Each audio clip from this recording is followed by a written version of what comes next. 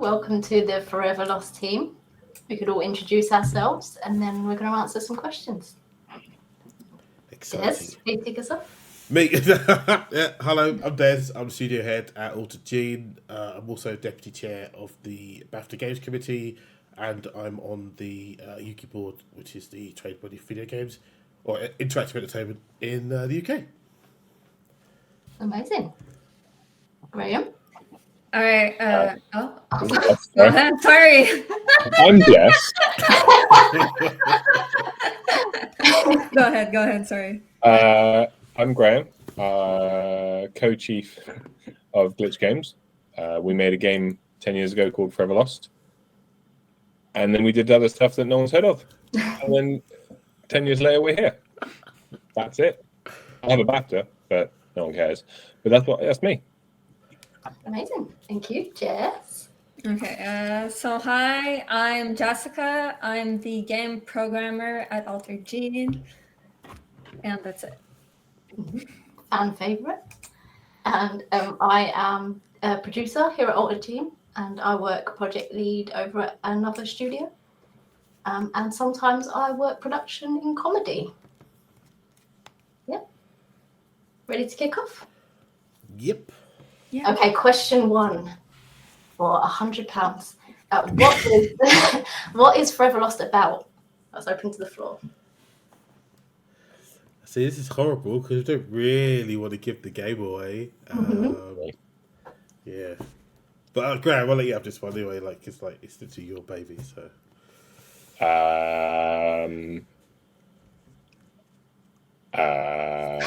A game about,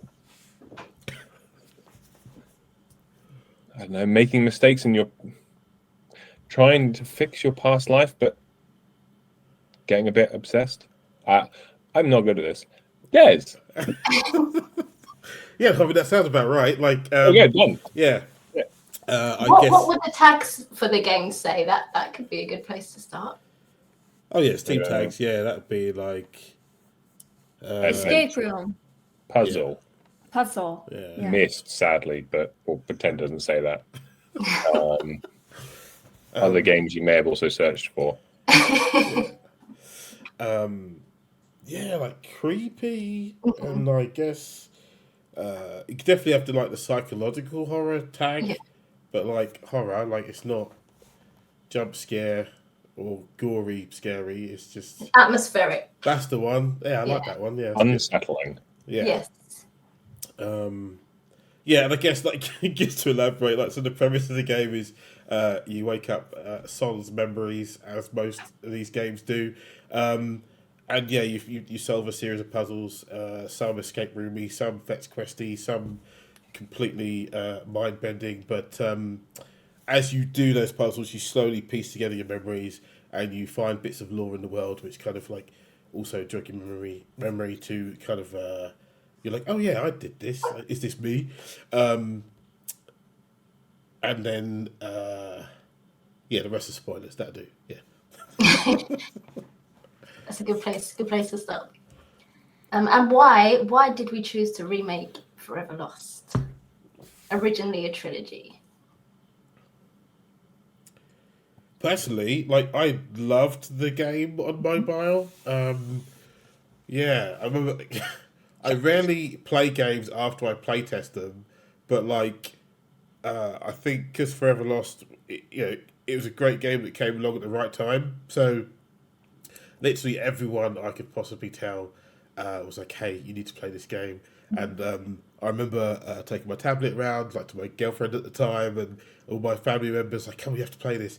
And a testament to you and Simon, Graham, so my sister started playing it, and she doesn't really play games. We used to play, the NES when we were kids, but she just aged out of them.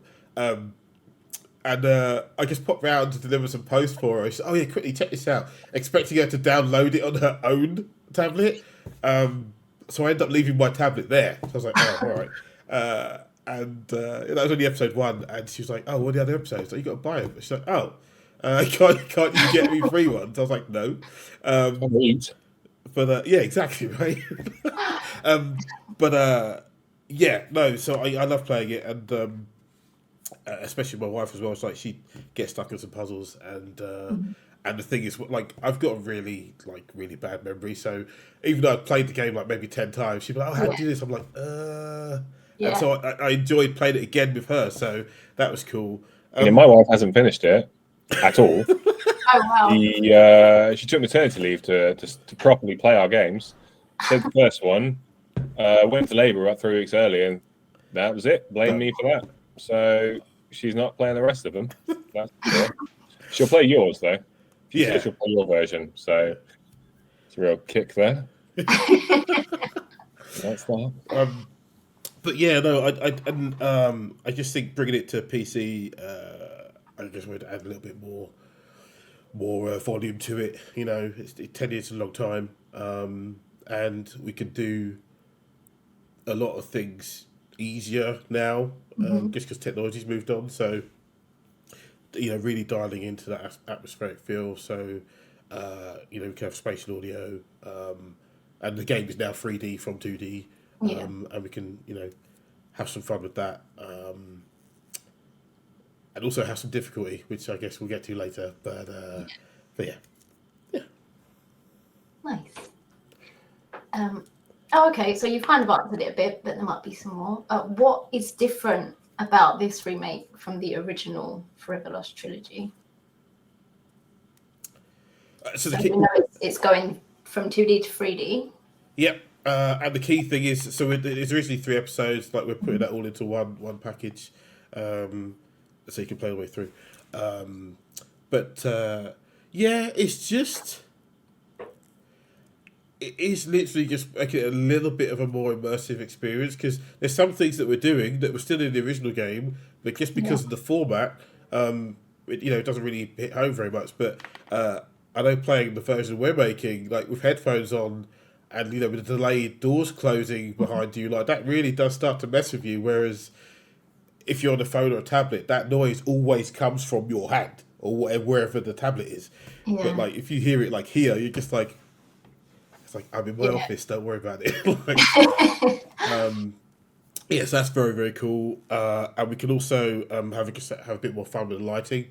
There's some really cool lighting puzzles in the original version, which I've now realised are going to have to change for our version, because I mean, just literally because like how light works. Because it's okay when you're looking at a 2D image, which is like, okay, fine, but now we're trying to expect the player to think that it's a real place, so light needs to work real, and you're like, oh, so what was a shadow is now like literally like light grey, and you can see the thing that it was hiding, so you can say, all right, and yeah, and then so there's a couple of perspective puzzles in the original, which are great because you can control what the player's looking at. With our free camera, that's going to be slightly more challenging, but yeah, I'm looking forward to sorting out when we get to it. And then the other thing we can do is we can mess around with like rumble tech in controllers. Yeah, that's cool. That's going to be a lot of fun too. So yeah.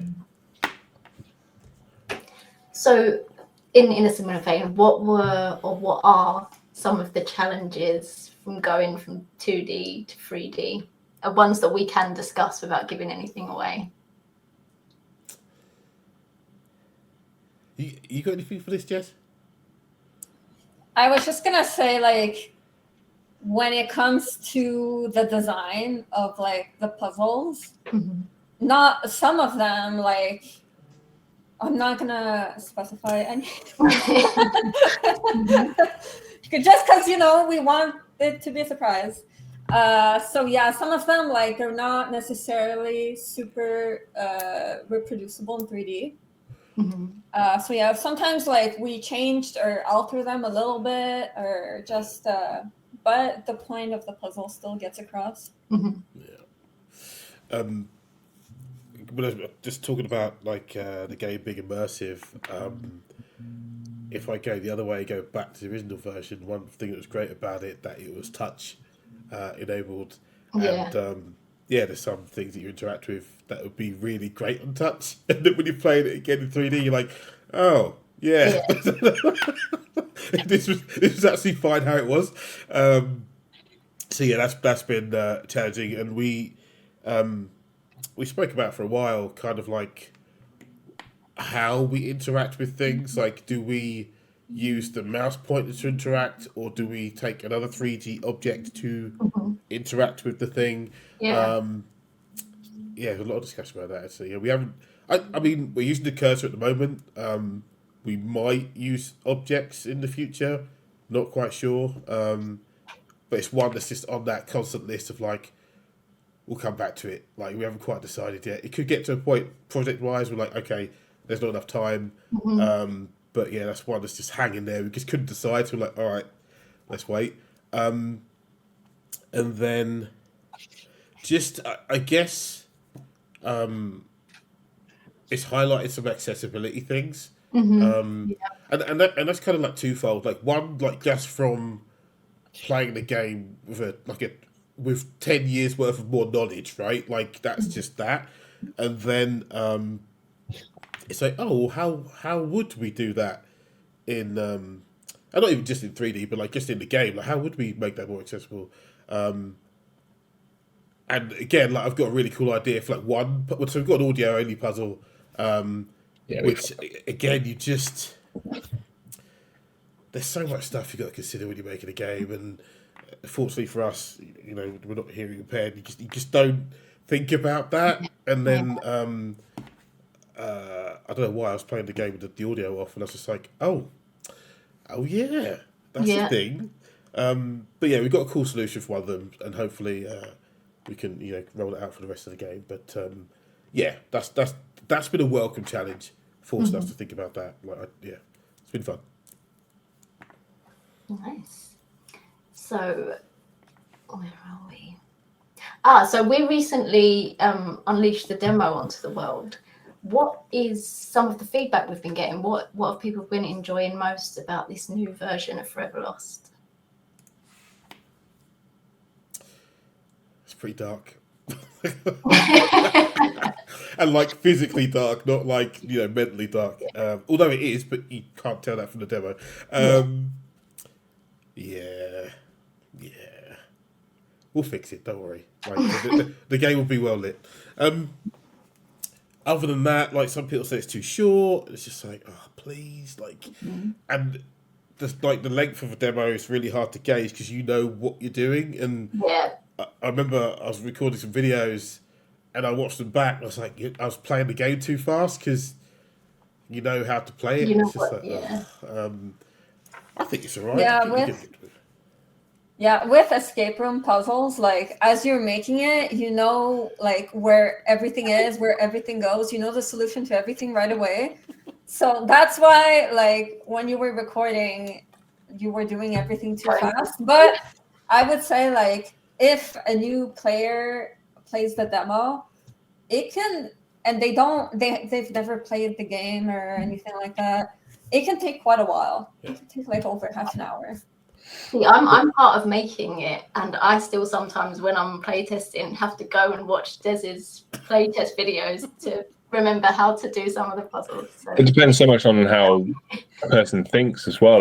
Like so many puzzles, their brain will just instantly like, that's that. Yeah. And then someone else will take a long time over it. It's just how a brain works. It's so hard to.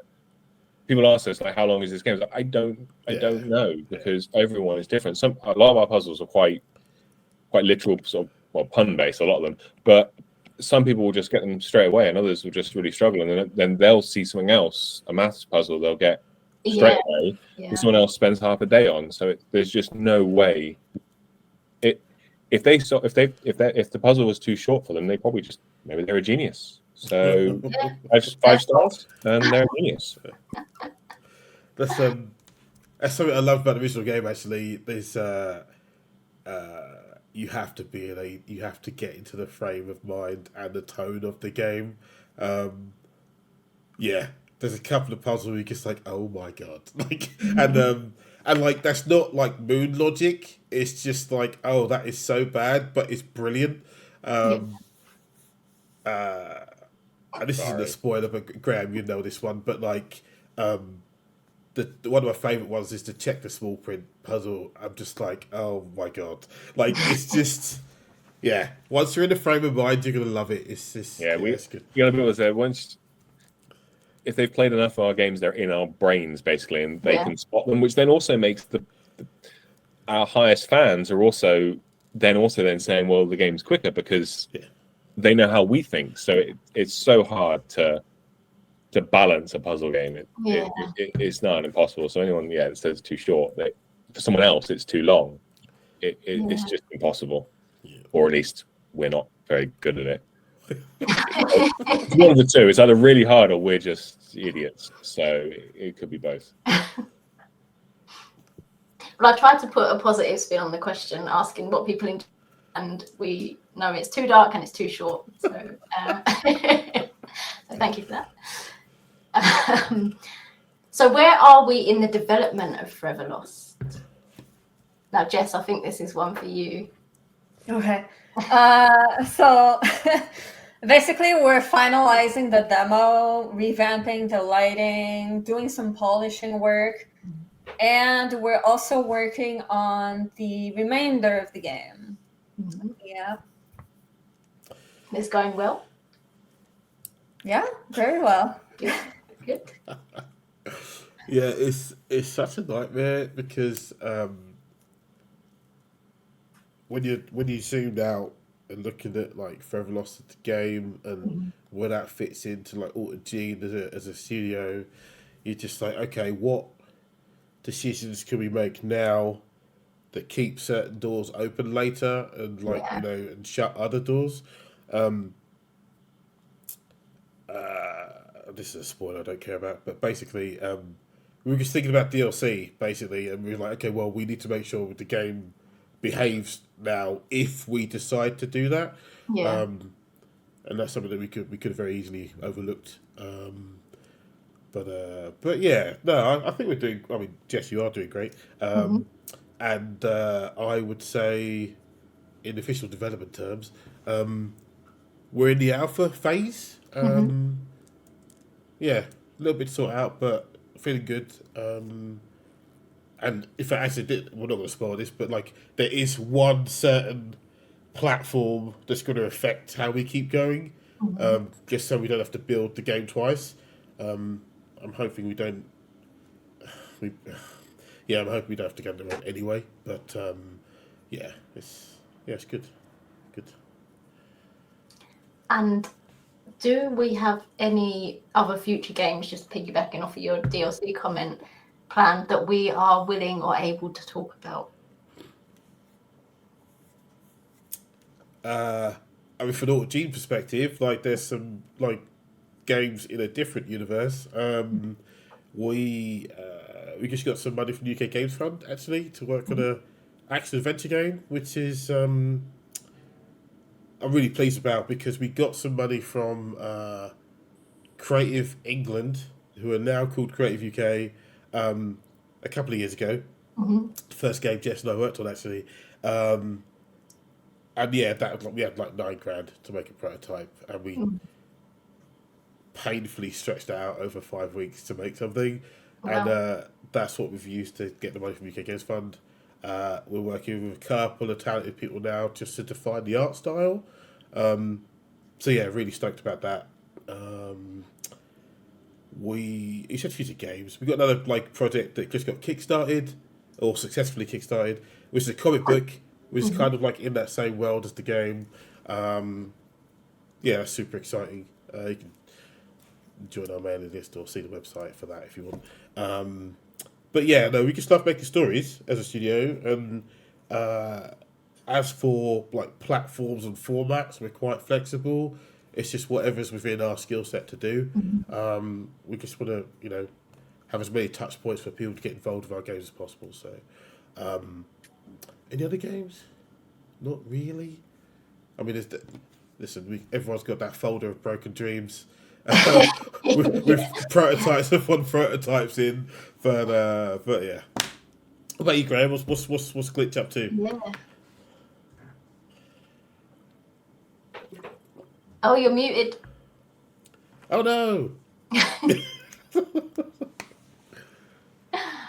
Oh. PC's just been like, no, you can't talk about that. Carry on, he said, carry on. So I guess this is the edit point. Oh, he's here. All right. I can sign. Yeah. I was trying to say I can sign, but I don't know that much sign language, sadly. Folder of Broken Dreams could definitely be our autobiography. That's a fantastic title. Yeah, forever trying to get free money for a prototype. So how have you managed that? Everyone needs a Des. How do you get free money? We're working on well, for us at least, a more traditional point and click, I guess. Moving away from first person, and we've avoided character animations for like 10 years. It's about time we see what this all fad thing's about, and having, you know, people basically nice to have a game where you're not like on your own with no one around, no one to talk to, no memory. It'd be nice just to change it up a bit, despite that being most of my life. I did say right what you know, but no, we're trying a few things, constantly trying new things, never really getting anywhere with them.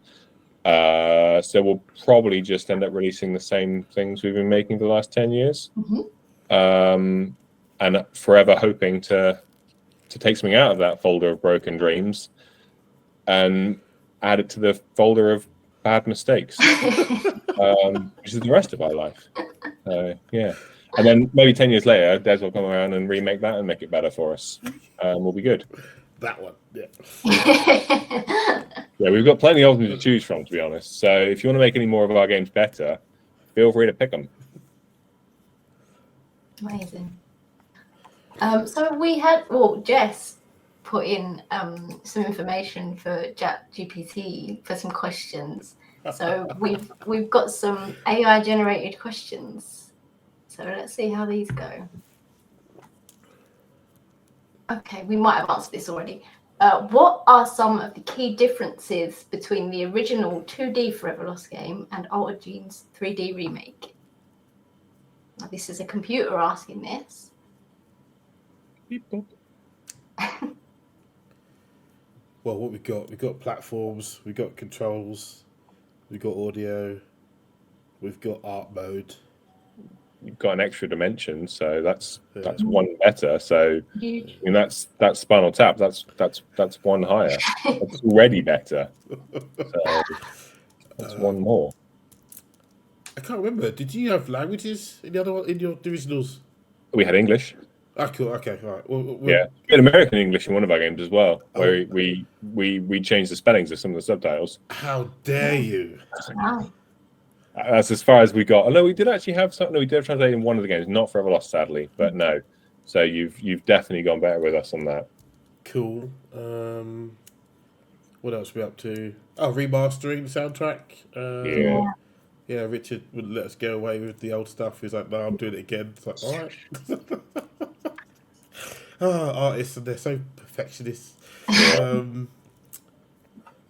Yeah, I mean that's enough of a list. Yeah, no, it's good. Yeah, Thanks, ChatGPT.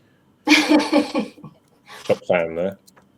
And the next robot question: what motivated Altered Gene to create the 3D remake of Forever Lost? What was our motivation?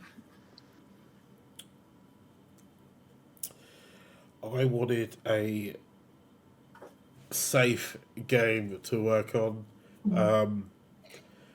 So we don't have an internal designer.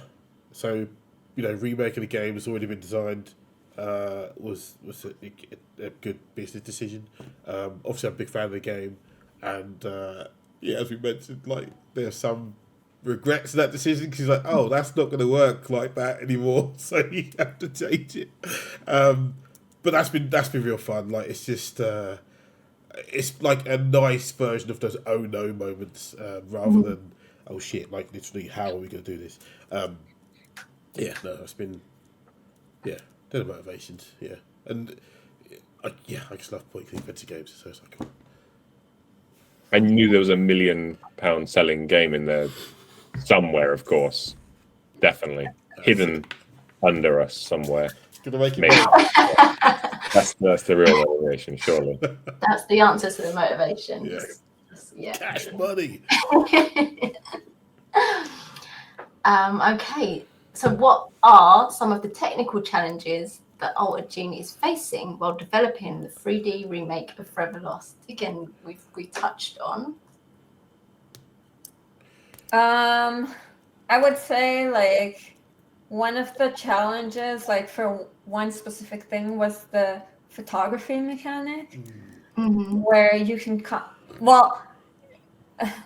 how it works, like you can take a picture or like a screenshot, and then you can draw on it and erase the drawing, and then it saves and it loads, and all of that was quite a difficulty. So yeah, that's pretty much that. Oh man, yeah. And this is like for me with zero coding experience. I'm like, yeah, you know what, this will be fine. Yeah. This will be great. No worries. It's so much easier in 2D. It's literally a screenshot. It's a screenshot which we then draw some circles on in red ink when you touch. But I mean, I've rewritten that photo album and cameraman every game for like the last 10 years. But it 2D is just the reason it's 2D in the first place is because my brain doesn't do 3D. So yeah, stick with 2. I'm gonna go 1D next, but it's so much simpler. Yeah, I can think of some puzzles that definitely would have been trickier in 3D because we can lock the camera to show exactly what we want to show or not show. So I can imagine there's a few of those, again without spoiling anything, but for those that know, they know. Yeah. There are some that just wouldn't work in 3D unless you get involved. So yeah, good luck for that. I think it's hard to say. It's been super cryptic, but I guess after the demo area where you've got the I can imagine having some fun with the analog sticks. Yeah, like just try and literally, just remaster that puzzle. I think that could be cool. I mean, how that works on the keyboard, I'm not quite sure, but yeah. But yeah, in 2D, it's just we just re-render out the exact specific angles we want, and then it's done. And the player has a neck brace on and can't change. And you could just give a neck brace to your character. Yeah, you cannot move more than 25 degrees. Either way, I could do this 3D thing any day. Easy. No problem. Hire me. Yeah, it's please. Like the more I think about that puzzle now, it just gets worse and worse. Because is the player going to be standing there? What if they crawl? What if they duck? What if they're particularly shorter or taller? What if they blink? What if it just doesn't work? Yeah, and that's 20 minutes into the game. Yeah, you still got 2 other games to go. Oh, God. But we do have a solution for some of those puzzles. We do. Yeah. I don't know if I don't know if I can talk about it or not. Yeah, go for it. Yeah, it should be fine. Well, we do at certain puzzles lock the camera. Not often, very rarely, but we do lock the camera sometimes. But I think that's been a good addition, though. We found that the painful way. But it's been good. I think definitely good. Like I was saying just recently to you, Des, there's that bit at the beginning. I don't want to say too much for anyone else, but I don't know how you're going to do that without. So yeah, fun. Good luck with that one. Yeah, I think that is one. Yeah. Project's cancelled. 2 hours. That's what happens when you let the robots ask the question. Yeah. Q&A. Do you regret making this business decision on the steps it developed? Could you go back? Oh my God. Yeah. So that's a yes. Then you do regret this. Yeah. I mean, no. I was just remembering when we were talking about it. Yeah. So. And that's why I don't go develop anymore. Too many bad decisions. So, next question. Will the 3D remake of Forever Lost be available on the same platforms as the original game? Good question. God damn it! The AI asked this. Yeah. Oh, okay, Yeah. all right. Cheeky Yeah. AI. Oh, Must have loved wow. it. It's complicated. Obviously, the version of the game already exists on mobile, and also most recently Switch, which is cool. Yeah, it's complicated because obviously what we don't want to do is we don't want to cannibalize any sales. But unfortunately, like awesome, if there's demand for it. Like people keep asking for it. Is it coming to mobile? Yeah. And I think it's only so long I can keep dodging that question before we have to make a decision. So Chat GPT, undecided, but we think about it. We can still think about how it would work because the stores don't make it easy to. Or search for anything basically, but like if you put in Forever Lost, like how does it come up? It obviously have to have a different name, and then do you have achievements in your version? I'm sorry? Do you have achievements in your version? No, Okay. no, we're not that old. People have asked about them, Yeah, but I don't play games enough to know that. I didn't realize the gym was like I solved the puzzle. Like I didn't really know what to add. So no. We used to have Open Faint. If anyone remembers that, Yeah. call out for Open Faint OGs back in the day. But other than that, no, we don't. But feel free to add them. But yeah, so that's not too bad. 'Cause, like if they existed already, they'd be like, well, how would Game Center handle that? But I think we've got some like it'd be a unique ID anyway. But it just Sorry, I mean it's complicated. So we would love it to be on their platforms. Yeah. So yeah, like sadly to say that this glorious palace you see me in is still paid for by Forever Lost. So if you can promise to keep buying the remake version on the original platforms enough, then yes. We should, because then they can deal with support. We should make a bundle. Like, Yeah, each definitely. only get- Yeah. Oh man, yeah. Okay, I will end the Chat GPT questions there before they get any more difficult. I've got a few questions about the studio, if you're happy to answer those. Yeah, sure. So, Deb, where does the name Alter Gene come from? Oh, this is embarrassing. So it's kind of like it stems from my AAA days, and I think it was after my third redundancy. I was like, "Hey, this is kind of rubbish," and I learned a lot in AAA. There's a lot of stuff they do right, and there's a lot of stuff they do wrong, in my opinion. And I wanted to have a company name that kind of like embodied that. Yeah, we're going to do things a little bit differently. Think Different was already taken. I know some fruit company did that. And then I was also reading Steve Jobs' what's the autobiography? Auto is your own. So biography is someone else. Yeah, biography. And he was talking about Apple, and he said he wanted to be high up in the phone book. And I was like, that's a really cool idea. And it's worked. Like, we've got some business leads that have come in literally just because we're like, top 3 or 4 in the list. Sometimes you regret that because you get calls from everyone. Yeah. So they were the main motivators. And then at the same time, I was kind of like creating a story for like our other suite of games in like this Section 42 universe, and they are revolving around gene technology and biology and stuff like that. So that's how like the genes sort of started to come into it, and then I opened thesaurus.com. And I was like, so what's different words for change? And then you found altered. You're like, oh, snap, that's like first letter of the alphabet. Yeah. It's changing something. And does it like roll off the tongue? Altered, gene. I was like, oh, that's dope. Like, that's working. And that's literally it. And that whole process took 3 weeks. Like, just messing around with different words and thinking that's kind of cool, that's not cool. And in typical startup fashion, like we didn't have a logo or anything. And I remember a buddy of mine, Neil Redison from Tin Man Games, yeah, he drew me something because it was literally just on a piece of paper that I scanned in. I was like, oh, that's our logo for now. And then, yeah, I'd worked with another guy called Mike from, what's his studio name? It's embarrassing. Anyway, he made a new logo. It was awesome.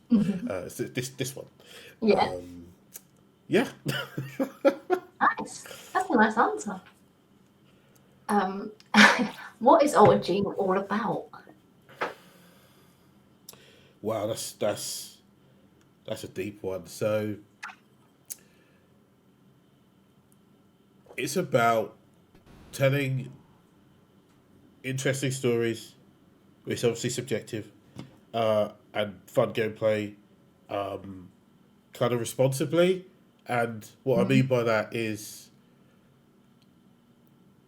we're striving to have enough time to create that stuff,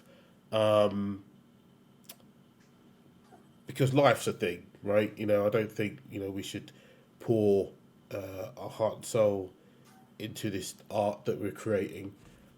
We need to leave some of it behind for our families and our other endeavours. Big fan of that, and I think this is gonna sound weird. I was a bit lucky to work at big companies when I was younger, when I could handle it. Like in my 20s, working long hours for the dream was fine. You're invincible, right? Like you live on 4 hours sleep. Yeah. But like again, when I started the company, I was like, that's the bit I didn't want to take. Like I was like, okay, that's not right. All the other processes kind of work, make sense, and having enough people in the positions. And I think that's. I mean, you can tell me, but like, I think when we work together, it's just making those decisions. Like, okay, how far can we get with the strengths that we have? I guess not overcommitting with that. Yeah, that's definitely what we're about. Like making good stuff, but not at the expense of anyone's health. Yeah. And then the other side of that is I spent a long time, or a big part of my life, like being ignored, I guess. So inclusivity is a big thing for me.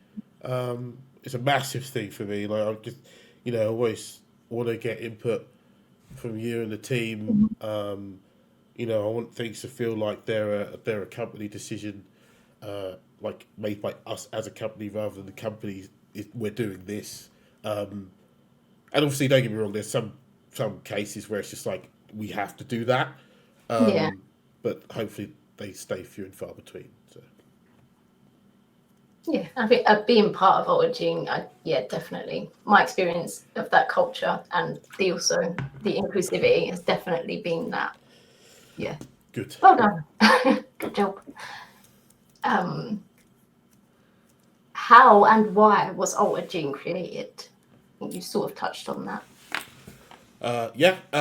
How? Like, I think I went on some website of like registeracompany.com. Paid, I think back then it was like 16 quid. And it gets you registered at company's house, and then you're on the hook for a whole bunch of things that I wasn't really prepared for.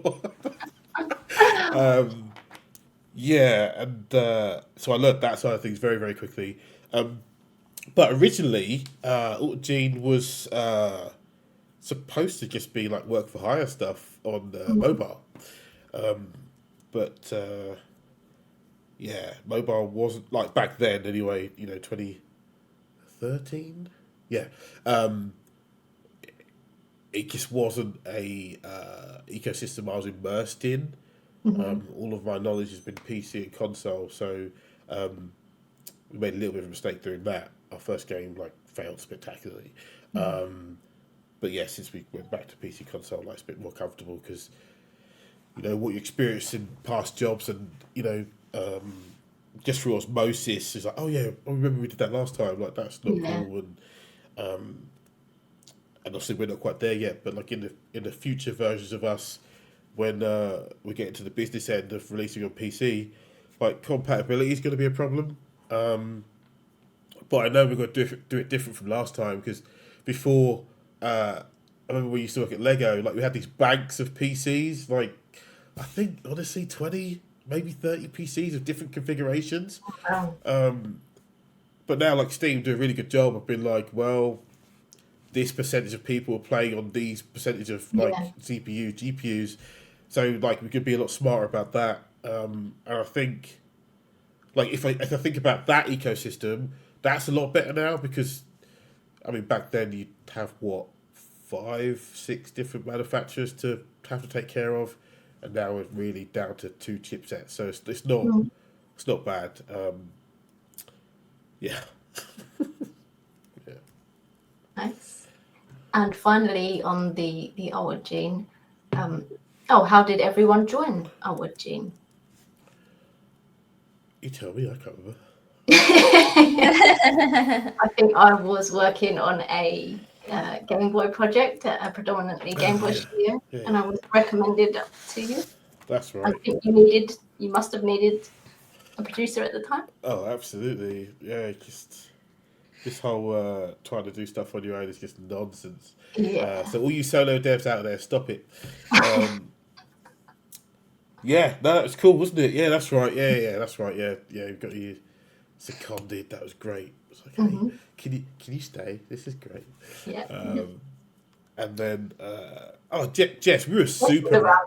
Sorry. She was around. Jess was around way before me, I think. Yeah, but we were super random, weren't we? Like, so when I got the $9,000 from the Creative UK, like I was like, oh, like now.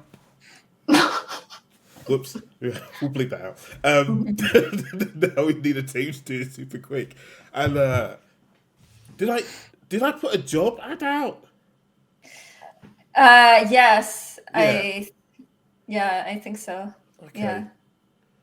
But like what you first told me about it was on Twitter. Yeah. And so yeah, you sent me the.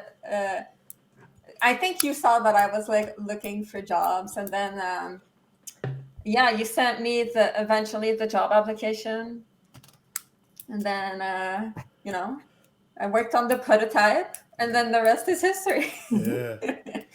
Yeah, that was nuts, because like actually the Creative UK are pretty good about it. Like they were like, well, there's the money, go and build the thing. I was like, oh, yeah. And